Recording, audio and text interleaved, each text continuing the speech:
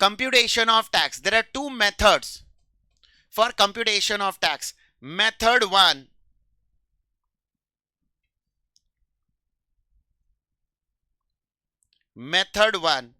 it is known as new tax regime, and method 2, बोलो, old tax regime. अब old tax regime सुनते ही समझ में आना चाहिए. ओल्ड टैक्स मतलब सदियों से जो चलता आ रहा है, दादा परदादा के जमाने से जो टैक्स स्ट्रक्चर चलता आ रहा है, that is known as old tax regime. और गवर्नमेंट ने रिसेंटली एक नया टैक्स स्ट्रक्चर बनाया है. अब गवर्नमेंट ना नहीं चाहती कि ओल्ड टैक्स स्ट्रक्चर पूरी तरह से बंद कर दिया जाए, तो गवर्नमेंट ने जनरल पब्लिक को ऑप्शन दे दिया है कि आप डिसाइड करो आपके लिए कौन सा टैक्स स्ट्रक्चर बेटर है. बेस्ड ऑन दैट यू पे द टैक्स. अब दोनों में फर्क क्या है, मैं वो फर्क बता रहा हूं. अगर बच्चों आपने ओल्ड टैक्स रिजीम फॉलो किया, कौन सा रिजीम फॉलो किया, तो इनकम टैक्स एक्ट के जितने भी एग्जेम्पशंस बनाए गए हैं, इनकम टैक्स एक्ट में जितने भी, वो सारे एग्जेम्पशन आप क्लेम कर सकते हो. इनकम टैक्स में जितने भी डिडक्शंस गवर्नमेंट ने फ्रेम किए हैं, वो सारे डिडक्शंस आपको मिल जाएंगे. After claiming all the exemption, all the deduction, your income will reduce, and on that reduced income pay tax at higher rate. Tax rates इसमें थोड़े हायर हैं. लेकिन अगर आप न्यू टैक्स रिजीम में चले गए, तो इनकम टैक्स एक्ट के जितने भी एग्जेम्पशंस हैं, उनमें से कुछ एग्जेम्पशंस मिलेंगे, कुछ नहीं भी मिलेंगे. इनकम टैक्स एक्ट में जितने डिडक्शंस बनाए गए हैं, उनमें से कुछ deductions will be given, which deduction, certain deduction will not be given. अब देखो, कुछ दिया कुछ नहीं दिया, तो इससे फर्क क्या पड़ेगा मालूम है, तेरी इनकम बढ़ जाएगी. अरे एग्जेम्पशन नहीं दोगे मतलब टैक्सेबल इनकम बढ़ जाएगा ना, डिडक्शन नहीं दोगे तो टैक्सेबल इनकम बढ़ जाएगा ना. उस हायर इनकम पर lower rate of tax. Now question rise, sir फिर कौन सा मेथड अच्छा है? तो बच्चों ऐसा मैं इमीडिएटली कंक्लूड नहीं कर सकता कि ये मेथड अच्छा है. That depend on person to person. मैं जब मेरा पर्सनल अगर एग्जांपल दूं ना, तो मैं मेरा खुद का पर्सनल टैक्स फाइलिंग करता हूं अंडर ओल्ड टैक्स रिजीम. मैं मेक श्योर करता हूं कि घर से रिलेटेड जितने भी एलिजिबल डिडक्शन है, सारे पेमेंट मैं मेरे अकाउंट से करूं, तो सारे खर्चों का मैं क्या क्लेम कर लेता हूं. और जब मैं डिडक्शन ही सारा क्लेम कर लेता हूं, तो मेरा इनकम ही ड्रास्टिकली कम हो जाता है. इनकम ही कम हो गया तो लगने दो हायर रेट. और मैं मेरी वाइफ का टैक्स भरता हूं अंडर, उसको वैसे भी डिडक्शन मिलने वाला नहीं था क्योंकि पेमेंट तो सारे मैंने कर दिए. Are you getting it? तो इससे फायदा क्या हो रहा है, उसका टैक्स रेट. तो in future when you will become a CA, किसी इंडिविजुअल को डायरेक्टली मत बोलना न्यू अच्छा है. पहले उसको पूछना, तेरे इनकम के स्टेटमेंट बता, तेरे एक्सपेंसेस के डिटेल दे. मैं दोनों चेक करके बताऊंगा कि तेरे लिए बेटर कौन सा है. और बट ऑब्वियस जिसमें अपनी टैक्स लाइबिलिटी कम आएगी, हम वो मेथड, वो ऑप्शन एक्सरसाइज कर लेंगे. So what is the difference between new tax regime and old tax regime?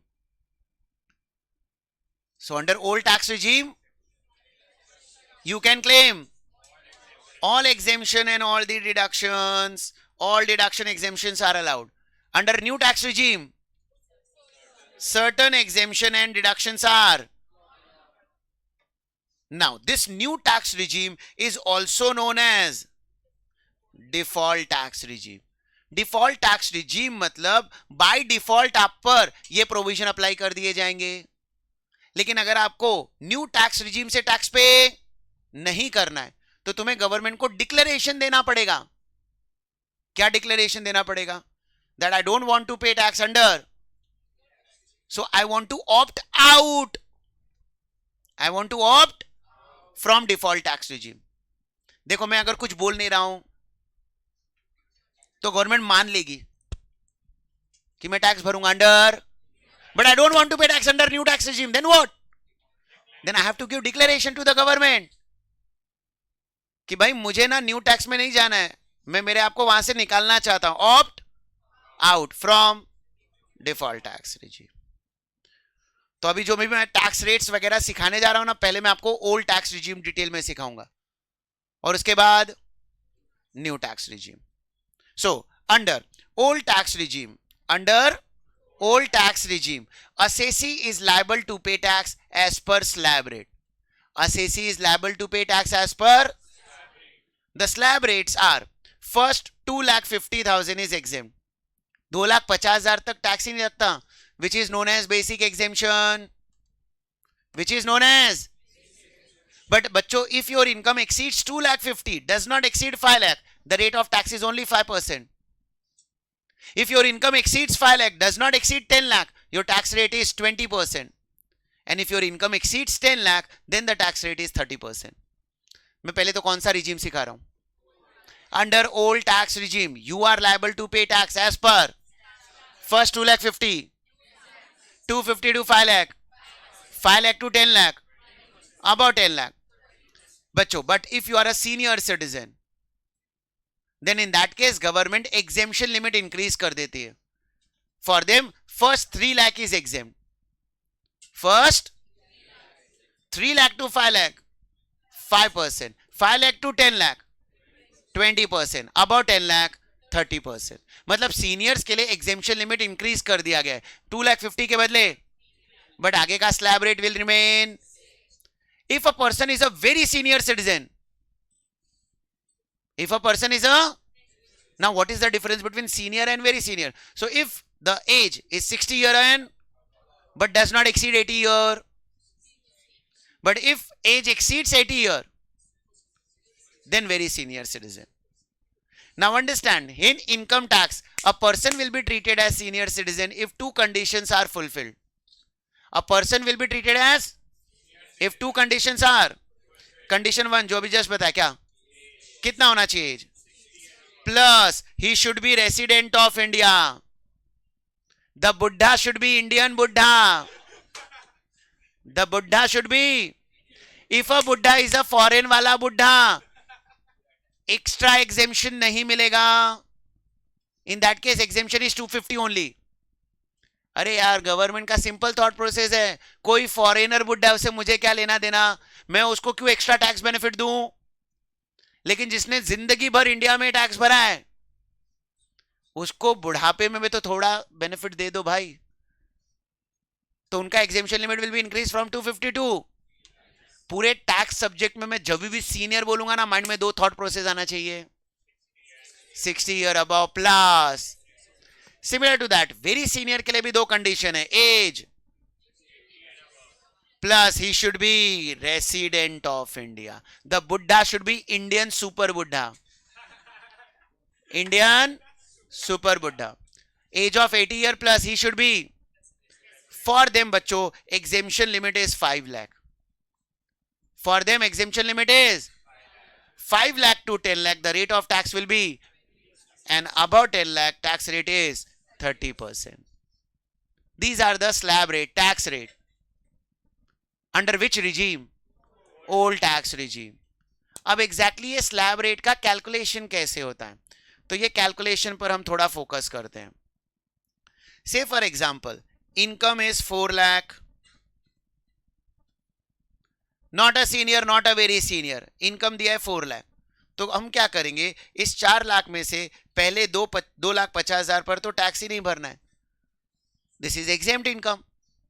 अब 250 कितना कमाया, इस 1,50,000 पर टैक्स भरना पड़ेगा at the rate of 5%, that is 7,500. 7,500 है ना. सो 4 लाख का टैक्स अमाउंट आ गया 7,500. बच्चों अज्यूम करो आपकी इनकम 6 लाख है, तो अब 6 लाख में से पहला 2,50,000 एग्जेम्प्ट. इफ इनकम एक्सीड 250 तो कितना रेट, बट 5% का रेट 5 लाख तक है. 5 लाख के ऊपर तो टैक्स रेट क्या है, तो तुम डायरेक्टली यहां पर बैलेंस मत ले लेना, 250 to 5 lakh, that is next 250 will be taxable at the rate of, तो इसका tax amount 12,500 and income above 5 lakh is on this tax rate is,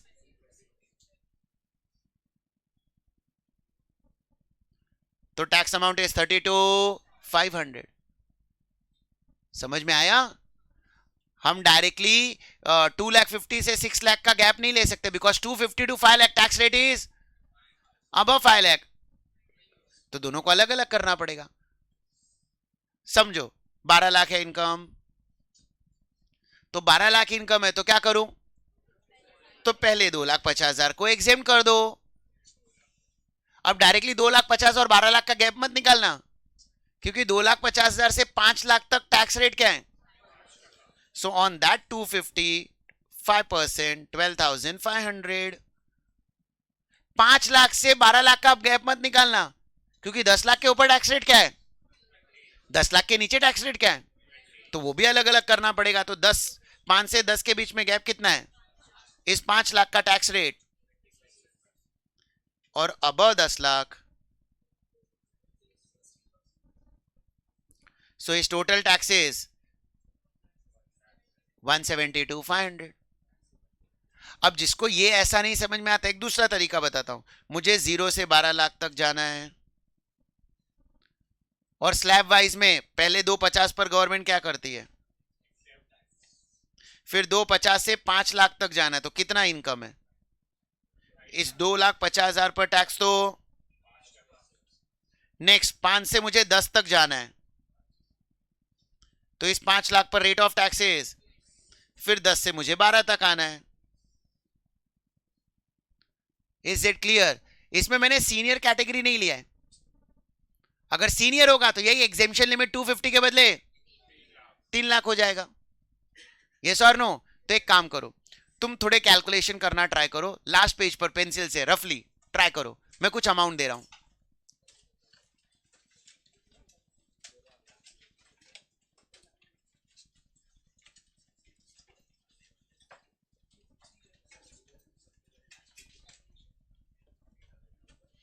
NR लिखा है मतलब नॉन रेसिडेंट.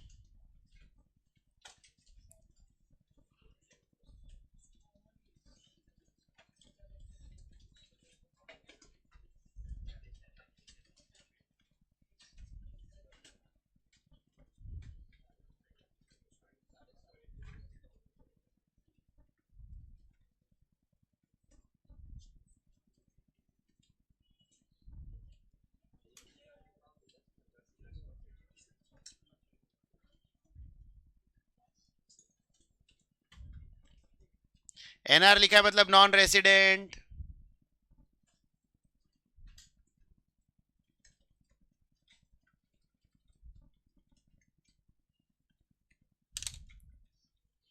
ट्राई करो. चलो इनफ टाइम. पहला बच्चों 4,50,000 age 60 year, but he is a, since he is a non-resident, benefit of 3 lakh will not be given. In that case exemption limit will,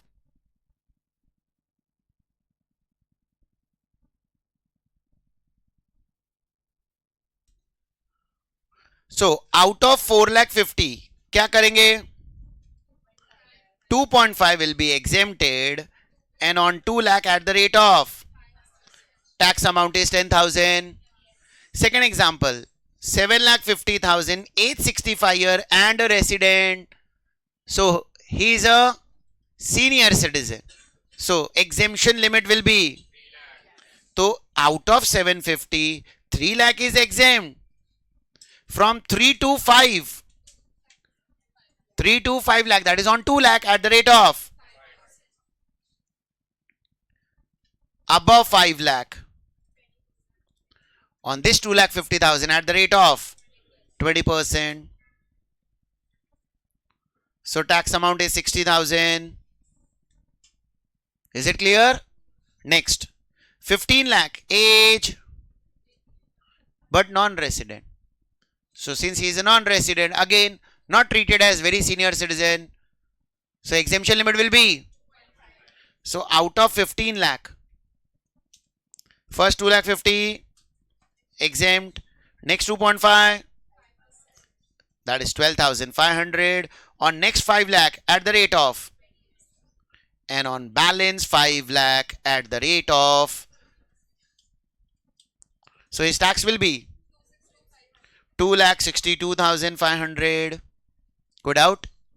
Next 20 lakh age, and so he is a super senior, very senior citizen. So for him, out of 20 lakh, first 5 lakh exempt, on next 5 lakh at the rate of 20%, and on next 10 lakh at the rate of, so tax amount is 4 lakh. इसे हम कौन सा rate बोलते हैं? Slab rate. The income is taxable as per, the income is taxable as per. ये कौन से method का स्लैब रेट सिखाएं? न्यू टैक्स रिजीम के रेट्स अलग है, वो भी सिखाऊंगा मैं, बट फिलहाल अपना फोकस अभी किस पर है? आज का लेक्चर, एक दो लेक्चर और ओल्ड टैक्स से रिलेटेड ही हम सॉल्व करेंगे. जब पूरी तरह से हम ओल्ड टैक्स रिजीम सीख जाएंगे, फिर हम न्यू टैक्स रिजीम पर शिफ्ट करेंगे. नाउ अंडरस्टैंड, आप लोग में से कोई अभी रिटर्न फाइल करता है क्या? एवरीवन? नहीं. आई विल एडवाइज कि आप अभी से रिटर्न फाइल करना चालू करो. अगर आपकी एज 18 प्लस है, सिंपल पैन के लिए अप्लाई कर दो, permanent account number. The due date of filing return is 31 July. ये साल का अभी रिटर्न फाइलिंग डेट आया नहीं है. अब इससे फायदा क्या होगा? सुनो, शायद हमारे पेरेंट थोड़ा बहुत ब्लैक मनी कमाते हैं, नहीं कमाते, वेरी गुड, नहीं कमाते, तो फ्यूचर में जब तुम सीए बन जाओगे तब तुम तो ब्लैक मनी कमाओगे, वो पहले से व्हाइट में कन्वर्ट हो जाएगा. 2,50,000 तक का इस साल का इनकम दिखाओ, टैक्स फ्री.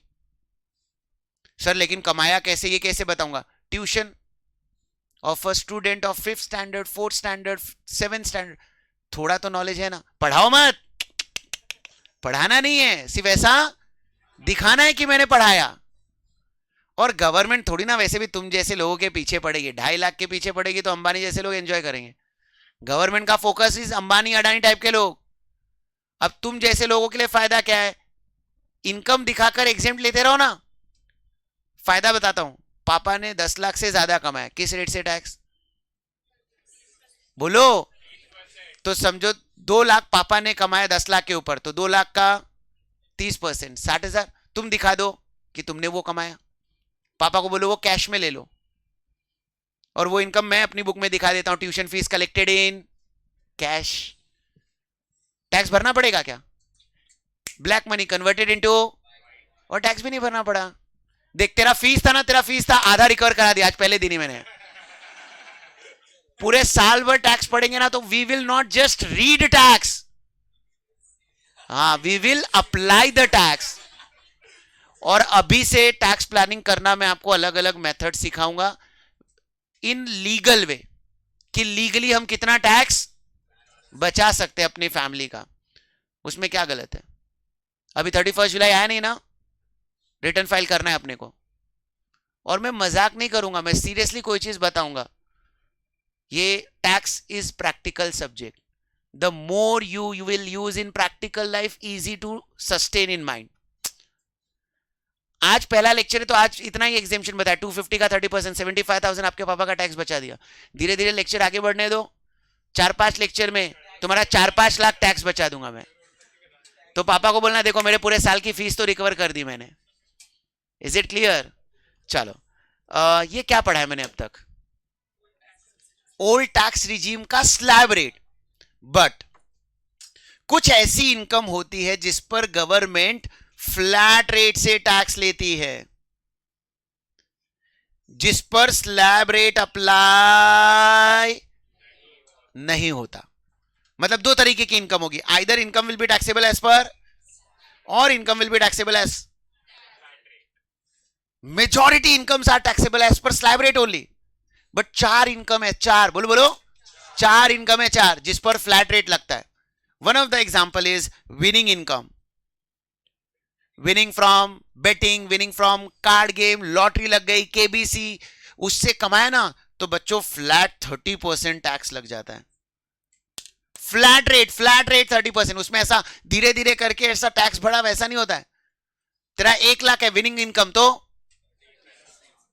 उसका 30%, 30,000 टैक्स। ये जनरली गुजरातियों को आदत होती है दिवाली की रात को बैठते पत्ते।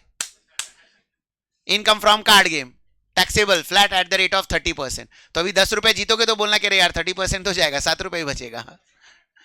ये बात और है कि तुम उसको बुक्स में डिस्क्लोज, बट जितने लोग डिस्क्लोज करते हैं उन्हें टैक्स भरना पड़ेगा at the rate of 30%, even if income does not exceed 250, even if income does not exceed flat 30%। ये मैंने एक इनकम बताया, टोटल कितनी इनकम है। अब जो नेक्स्ट 3 इनकम बताने वाला हूं ना वो थोड़ा सा कॉम्प्लिकेटेड है, तो उसके लिए ना फोकस अपने को थोड़ा ज्यादा चाहिए। चलो ध्यान दो इधर। आप जब कोई असेट्स बेचोगे, सेल ऑफ असेट्स, तो वो किस हेड ऑफ इनकम में आएगा? Capital gain. Under this capital gain there are 2 natures of gain. Either बच्चों gain will be short term capital gain और gain will be long term capital gain. Practical life में इतना तो सुना होगा, कैसे डिसाइड होता है मैं भी नहीं बताऊंगा, वो मैं आपको बताऊंगा जब मैं आपको कैपिटल गेन टॉपिक सिखाऊंगा। आज मेरा फोकस ना मुझे सिर्फ कंप्यूटेशन ऑफ टैक्स पर रखना है। कैपिटल गेन के बारे में इसलिए बात करनी पड़ी क्योंकि इस पे स्पेशल रेट से टैक्स लग रहा है, इस पर फ्लैट रेट से टैक्स लगने वाला है। तो मैं थोड़ी बहुत चर्चा कर रहा हूं but I will not go in detail. In detail में कब जाएंगे? बट इतना तो सुना होगा प्रैक्टिकल लाइफ में कभी कोई शॉर्ट टर्म कोई लॉन्ग टर्म ऐसा बोलता है। कैसे डिसाइड होता है शॉर्ट टर्म लॉन्ग टर्म उसका भी स्ट्रेस ना लो, बस इतना समझ लो there are 2 types of capital gain, either और, आइदर और। तो अब गवर्नमेंट कह रही है बाय चांस आपको कैपिटल गेन अगर हुआ है by sale of equity share, by sale of और by sale of any other assets, any other assets other than equity share. Example, आपने गोल्ड बेचा, आपने हाउस प्रॉपर्टी बेचा, आपने प्लॉट बेचा एटसेट्रा। अरे यार इक्विटी शेयर को छोड़कर कुछ भी बेचा। किसको छोड़कर? अब इक्विटी शेयर में प्रैक्टिकल लाइफ में क्या होता है, आपने डीमैट अकाउंट करके कुछ सुना होगा, ऐसा सुना है? अब उस डीमैट अकाउंट के थ्रू जैसे ही आप बच्चों शेयर्स बेचते हो ना, गवर्नमेंट एक टैक्स लेती है called as security transaction tax. एक टैक्स का नाम है, क्या नाम है? This tax is applicable only on equity share, this is not applicable on sale of gold, this is not applicable on gold sale of plot, this is not applicable on sale of house property. Security transaction tax कब लगता है? बोलो ना। तो public क्या सोच रही है, इक्विटी शेयर बेच रहा हूं, एसटीटी भी भरू, इनकम टैक्स भी भरू, आइला डबल टैक्स आ गया मेरे ऊपर। ठीक है, security transaction tax is not a income tax but it is one type of tax only ना। ए मेरे को क्या फर्क पड़ता है तू इनकम टैक्स के नाम से ले या किसी और टैक्स के नाम से, गया ना मेरी जेब से। तो मैं बोल रहा यार ये क्या है, 2 टैक्स गवर्नमेंट ले रही है। तो गवर्नमेंट बोली ओके भड़क नहीं, नॉर्मल जो टैक्स रेट होता है ना इसमें मैं तेरा टैक्स रेट कम कर दूंगा। किस में? इक्विटी शेयर में। क्यों इक्विटी शेयर में कम कर रहा हूं? अरे बोलो ना। क्योंकि आप यहां पर एसटीटी करके एक टैक्स भर देते हो। तो गवर्नमेंट अंडरस्टैंड क्या बेनिफिट दे रही है उसको हम कंपेरेबल फॉर्म में समझेंगे। गेन कितने नेचर का होता है, या तो शॉर्ट टर्म या तो लॉन्ग टर्म। तो गवर्नमेंट कह रही है अगर गोल्ड बेचकर शॉर्ट टर्म कैपिटल गेन हुआ ना तो तेरे को टैक्स भरना पड़ता है एज पर, लेकिन सिंस इक्विटी शेयर पर तूने क्या भर दिया तो यहां पर शॉर्ट टर्म पर ना सिर्फ 20% टैक्स भर under section 196, only 20% tax, flat rate 20%। Sir शर्म नहीं आती, सिर्फ 20 बोलते हो, सिर्फ बोलते हो उसमें भी। अंडरस्टैंड, मैंने सिर्फ वर्ड क्यों यूज किया वो समझते हैं। जो लोग शेयर मार्केट में डील करते हैं थोड़ा सोचना वो कौन से लोग होंगे जो 10 लाख से कम कमाते होंगे या 10 लाख से ज्यादा कमाते होंगे। जनरली कम कमाने वाले भी कर सकते हैं बट उसकी प्रोबेबिलिटी बहुत कम है।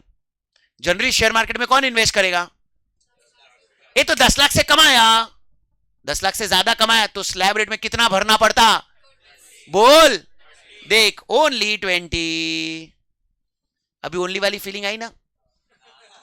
अरे टैक्स बच गया ना बेटा तेरा। अगर तूने गोल्ड बेचा तो 30% तक टैक्स जाएगा, घर बेचा तो 30% तक टैक्स जाएगा, बट इक्विटी शेयर बेचा तो सिंस इस पर तूने क्या भर दिया है, हेंस तेरा टैक्स रेट इज ओनली 20%। तो फ्लैट 20%, 1 करोड़ भी कमाओगे ना इक्विटी शेयर बेचकर तो 20% flat rate.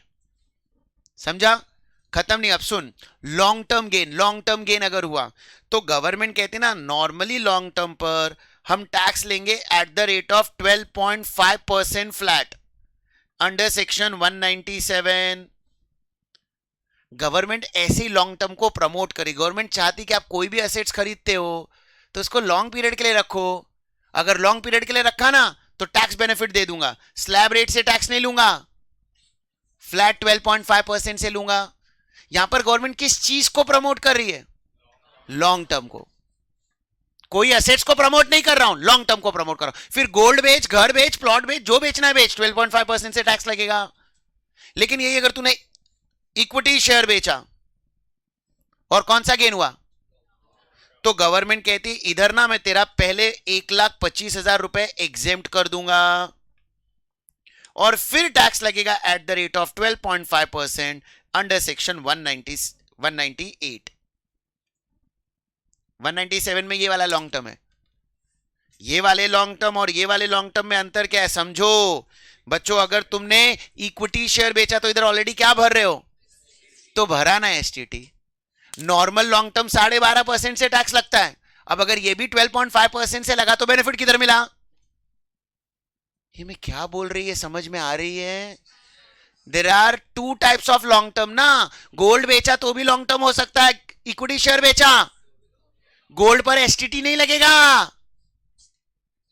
But equity share पर तो एसटीटी भी लगा ना।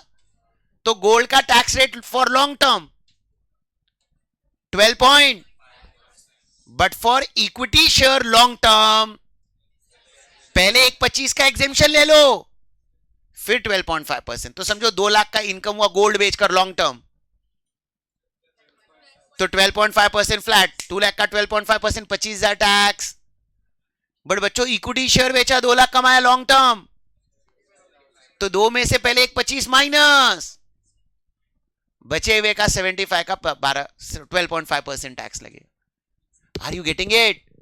सो स्पेशल रेट ऑफ इनकम कितने हो गए? 1, 2, 3 एंड 4। ये 4 इनकम पर फ्लैट रेट, बाकी सब पर स्लैब रेट। बोलो बोलो, 4 इनकम पर, बाकी सब पर स्लैब रेट। 4 इनकम पर, बाकी सब पर। तो house property income, rent from house property, slab rate. Income from salary, income from business and profession, other sources, everything is taxable as per slab rate. 4 income अलग से याद रख लो। Winning income flat at the rate of 30%. Long-term capital gain on sale of equity share 12.5% above rupees 1,25,000. Short-term capital gain on sale of equity share flat 20%. हाँ, only because generally slab rate में normal short term होता है, ये वाला short term flat 20% पे आ गया। और long term on sale of gold, घर, प्लॉट 12.5%। Is it clear? ये अभी कौन सा रिजीम पढ़ रहे हैं? तो अभी हमने ये जितना पढ़ा ये पहले लिख लेते हैं। Right down.